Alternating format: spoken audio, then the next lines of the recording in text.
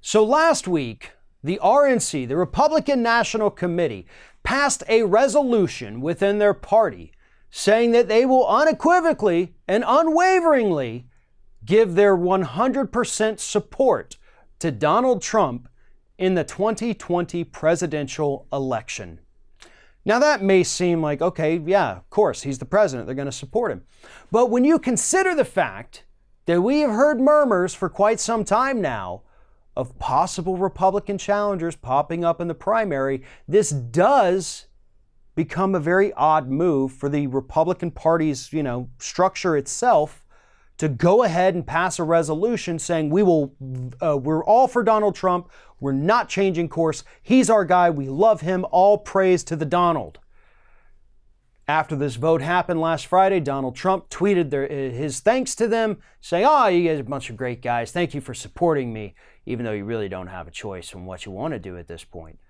We're also starting to see, and this is something we've talked about before, we've got some states all over the country right now, deep red states, I'm talking South Carolinas, Kansas, places like that, that are actually trying to abolish primaries and caucuses for the 2020 election, which would effectively prevent any third-party Republican, not third-party candidate, but third-party Republican, a challenger, primary challenger, from coming into the race.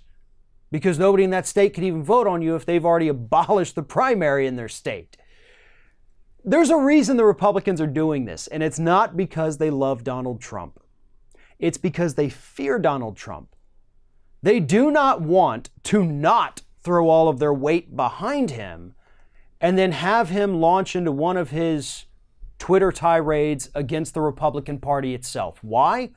Because that's going to show the public heading into 2020 that the Republican Party is not unified, that they're just fighting each other, that the establishment is fighting the president and nobody gets along and nobody knows what the hell they're doing. The other flip side of that is that they don't want a primary challenger to enter the race and air all of Donald Trump's dirty laundry for the last few years. Now, everybody knows it all. It's just that they don't want it all coming back from the Republican side. Because what happens if that person loses the primary? Then you're still left with Trump.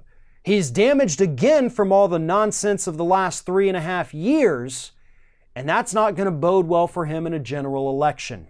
So it's just as much about protecting Donald Trump as it is protecting themselves from Donald Trump.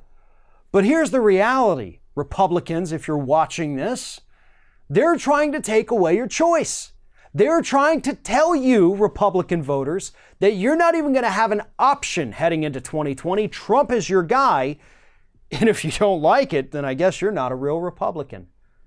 That's going to be the message we're going to start seeing coming out over the next 18 months. Either support him or you're not a real Republican. You're probably one of those democratic socialist communists who would feel more happy in Venezuela, which, by the way, we're probably going to start bombing any day now. So yeah, you got to support Trump, especially if we are in a war with Venezuela. We can't change course. We got to stay the course. Stay with the leader. This is all bad for Trump. This is all bad for the Republican Party. And nothing that they do at this point is going to improve their failing image with the American public. And the longer that the RNC continues to hitch its wagon to Donald Trump, the further down the toilet Trump is going to continue to drag that party. Thanks for watching, everybody. And don't forget, if you like what you see here, like, comment, share, and subscribe to our channel. And now you can also become a member of Ring of Fire and get exclusive early access to certain Ring of Fire videos all throughout the week. Just click on the little join button right below the video.